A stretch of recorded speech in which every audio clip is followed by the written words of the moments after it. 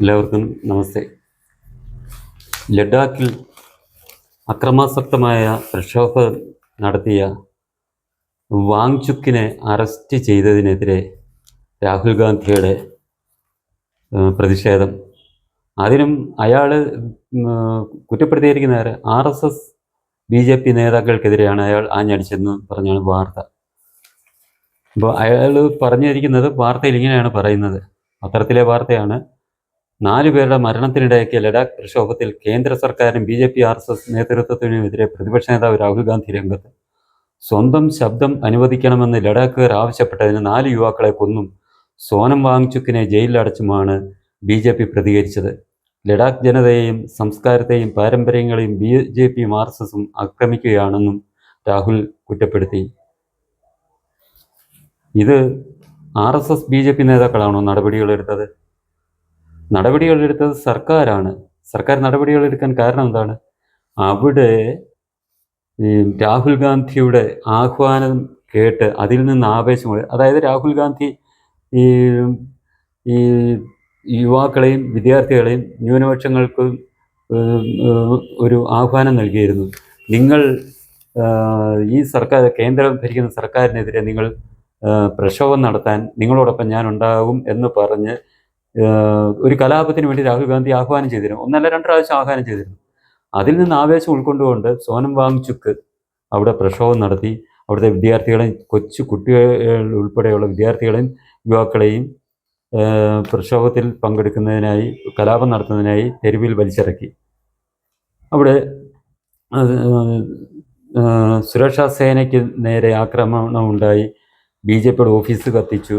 ഇതിനൊന്നും ഇത്തരം നടപടികൾക്കെതിരെ രാഹുൽ ഗാന്ധി ഒരു ചെറിയൊരു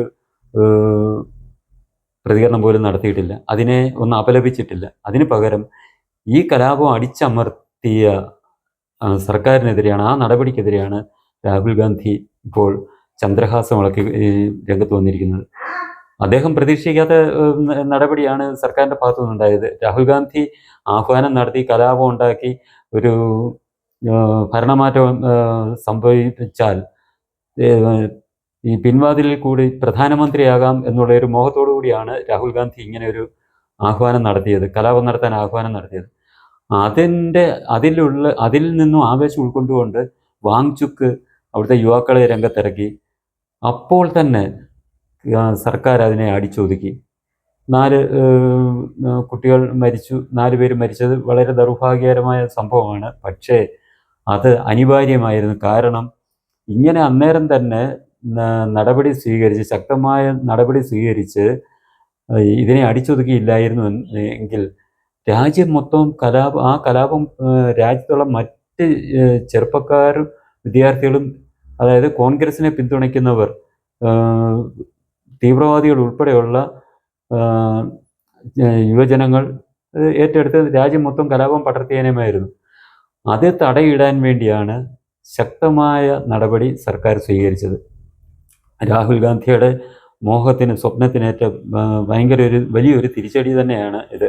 കാരണം രാഹുൽ ഗാന്ധി പ്രതീക്ഷിച്ചത് ഇങ്ങനെ കലാപം തുടങ്ങി വെച്ച് ബംഗ്ലാദേശ്, ശ്രീലങ്ക, ബംഗ്ലാദേശ്, നേപ്പാൾ എന്നിവിടങ്ങളിൽ നടന്നതുപോലെ കലാപത്തിൽ കൂടി ഭരണത്തിലിരിക്കുന്നവരെ ഇറക്കി വിട്ട് അവരെ അധികാരത്തിൽ നിന്ന് ഒഴിവാക്കിക്കൊണ്ട് തനിക്ക് അധികാരത്തിലേറാം എന്നുള്ള ആ ഒരു മോഹം. കാരണം അദ്ദേഹത്തിന് അതേ പറ്റത്തുള്ളൂ.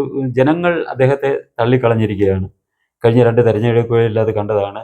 അപ്പോൾ ആകെ ഉള്ള തൻ്റെ സ്വപ്നം സാക്ഷാത്കരിക്കുന്നതിനുള്ള ഏക മാർഗം ഇതുപോലൊരു കലാപം സൃഷ്ടിച്ച് ഒരു ഒത്തുതീർപ്പ് പ്രധാനമന്ത്രിയായി അധികാരത്തിലേറാം എന്നുള്ള ഒരു മോഹത്തിലാണ് കലാപ ആഹ്വാനവുമായി രാഹുൽ ഗാന്ധി രംഗത്തിറങ്ങിയത്. അതിനേറ്റ തിരിച്ചടിയാണ് ഇപ്പോൾ സോനം വാങ്ചുക്കിനെ അറസ്റ്റ് ചെയ്ത് അവിടുത്തെ കലാപം അടിച്ചമർത്തി അവിടെ ശാന്തമാക്കിയതിലൂടെ സർക്കാർ ചെയ്തിരിക്കുന്നത്. ഇത് ഒരിക്കലും രാഹുൽ ഗാന്ധിക്ക് അംഗീകരിക്കാൻ കഴിയില്ല. കാരണം അദ്ദേഹത്തിൻ്റെ മോഹത്തിനേറ്റ തിരിച്ചടി, മോഹഭംഗം ഉണ്ടായി കഴിയുമ്പോൾ എന്താണ് വിളിച്ചു പറയുന്നതെന്ന് നമ്മൾക്ക് ചിന്തിക്കാവുന്നതേ ഉള്ളൂ. അയാൾ അതുകൊണ്ട് തന്നെയാണ് ഈ കലാപത്തിനെ അപലപിക്കാതെ, ഈ ഏതൊരു കാര്യം നമ്മൾ അതിന് പരിഹാരം കാണുന്ന കലാപത്തിൽ കൂടിയല്ല, അത് ചർച്ചകളിലൂടെയാണ് പരിഹരിക്കേണ്ടത്. അവിടെ ഒരു ഉം, അഭിപ്രായ സ്വാതന്ത്ര്യവും അവിടെ തല്ലിക്കെടുത്തിയിരുന്നില്ല. അതുകൊണ്ടാണ് വാങ്ചുക്ക് അവിടെ നിരാഹാരം കടന്നത്. അല്ല, അദ്ദേഹം നിരാഹാരം തുടങ്ങുന്നതിന് മുമ്പ് അദ്ദേഹത്തിനെ പിടിച്ച് അറസ്റ്റ് ചെയ്യാൻ ശ്രമിച്ചില്ല. കാരണം അദ്ദേഹത്തിൻ്റെ അവകാശം, ജനാധിപത്യപരമായി പ്രതിഷേധിക്കാനുള്ള അവകാശത്തെ സർക്കാർ മാനിച്ചുകൊണ്ട് അദ്ദേഹം നിരാഹാരം ഇരിക്കട്ടെ എന്ന് പറഞ്ഞു. പിന്നീട് പറഞ്ഞു നമുക്ക് ചർച്ച നടത്തി എല്ലാ കാര്യങ്ങളും ചർച്ച നടത്താമെന്ന് പറഞ്ഞ് കേന്ദ്ര സർക്കാർ ആ രീതിയിൽ മുന്നോട്ട് പോകുമ്പോഴാണ് അവിടെ ഒരു കലാപത്തിന് തുടക്കമിട്ടത്. അതിന് കാരണം രാഹുൽ ഗാന്ധി തന്നെയാണ്. അത് നേരത്തെ 2 പ്രാവശ്യം ഇത് മുമ്പ് പറഞ്ഞതിൻ്റെ കൂട്ട് തന്നെ 2 പ്രാവശ്യം അദ്ദേഹം കലാപത്തിന് ആഹ്വാനം നടത്തി. അതായത് വോട്ട് മോഷണമെന്നും പറഞ്ഞ് 2 പവർ പോയിന്റ് പ്രസൻറ്റേഷൻ നടത്തി അവസാനം അദ്ദേഹം അവരോട് ആഹ്വാനം ചെയ്യുകയായിരുന്നു, വിദ്യാർത്ഥികളോടും യുവാക്കളോടും ന്യൂനപക്ഷങ്ങളോടും, നിങ്ങൾ ഇതിനെതിരെ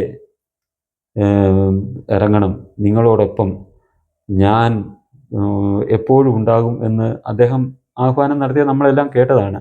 അത് പ്രകാരം അദ്ദേഹത്തിൻ്റെ ലക്ഷ്യം ഇത് മുമ്പ് പറഞ്ഞതിൻ്റെ കൂട്ട് കലാപം നടത്തി അധികാരത്തിലേറുക. ഇന്ത്യയിൽ അത് നടക്കത്തില്ല എന്നുള്ള കാര്യം സർക്കാർ തെളിയിച്ചു കൊടുത്തു ലഡാക്കിലെ നടപടികളിൽ കൂടി. ബംഗ്ലാദേശോ ശ്രീലങ്കയോ നേപ്പാളോ അല്ല ഇന്ത്യ എന്നുള്ള കാര്യം ഇനിയെങ്കിലും കോൺഗ്രസ് നേതാക്കളും രാഹുൽ ഗാന്ധിയും മനസ്സിലാക്കണം.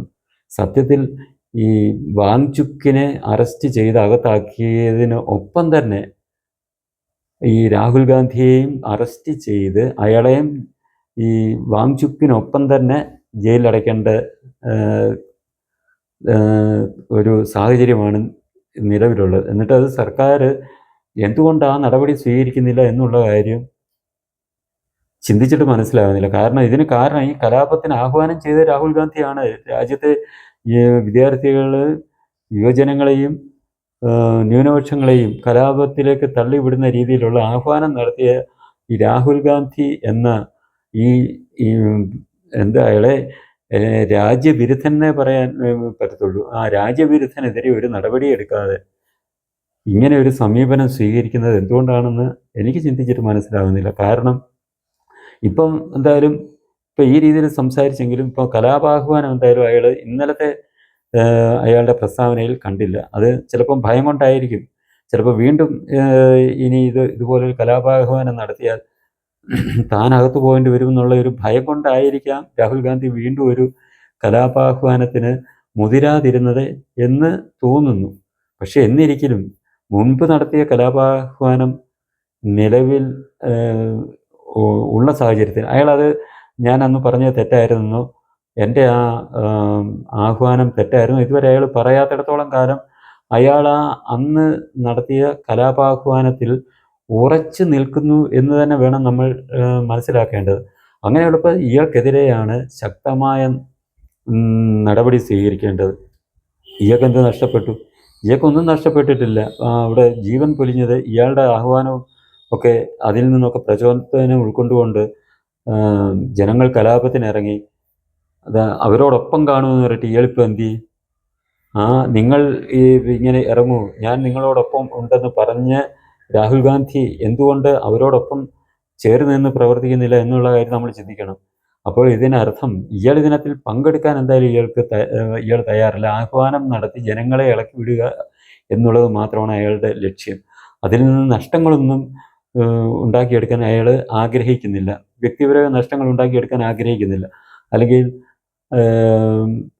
അതിനോടൊപ്പം ചേർന്ന് നിന്ന് പ്രവർത്തിച്ചാൽ ചിലപ്പം ഇങ്ങേറെ നെഞ്ചത്തും ഉണ്ട കയറും എന്നുള്ള കാര്യം അയാൾക്ക് നല്ലവണ്ണം ബോധ്യമുള്ളത് കൊണ്ട് അയാൾ ഇതിനകത്തിലൊന്നും പങ്കെടുക്കാതെ കൊട്ടാരത്തിനകത്തിരുന്നു കൊണ്ട് കലാപാഹ്വാനം നടത്തി പാവം പിടിച്ച ജനങ്ങളെ തെരുവിലിറക്കി അവർക്ക് വെടിയുണ്ട സമ്മാനമായി നേടിക്കൊടുക്കാനാണ് ഈ രാഹുൽ ഗാന്ധി ശ്രമിക്കുന്നത്. അങ്ങനെ കുറേ പേരുടെ ജീവൻ നഷ്ടപ്പെടുത്തിയിട്ട് തനിക്ക് പ്രധാനമന്ത്രി കസേരയിൽ അധികാരസ്ഥാനത്ത് കയറിയിരിക്കണം എന്നുള്ള ഏക ലക്ഷ്യത്തോടു കൂടിയാണ് ഇയാൾ മുന്നോട്ട് പോകുന്നത് എന്നുള്ള ഇയാൾ തന്നെയല്ല ഈ കോൺഗ്രസ് പാർട്ടിയും മുന്നോട്ട് പോകുന്നത് എന്നുള്ള കാര്യം ജനങ്ങൾ നന്നായി മനസ്സിലാക്കി തന്നെ വേണം മുന്നോട്ട് പോകേണ്ടത്. ഇയാളുടെ ഈ ഇത്തരം ആഹ്വാനങ്ങളിൽ വശംവദരായി സ്വന്തം ജീവിതം തുലച്ച് കളയരുത് എന്ന കാര്യം മാത്രമാണ് നമ്മുടെ ജനങ്ങൾ മനസ്സിലാക്കേണ്ടത്. ഈ ചാനൽ നിങ്ങൾക്കിഷ്ടമായെങ്കിലും പുതിയ വീഡിയോകൾ ലഭിക്കുന്നതിനും ചാനൽ സബ്സ്ക്രൈബ് ചെയ്യുക. തുടർന്ന് വരുന്ന ബെൽ ബട്ടണുകളിലും അമർത്തുക.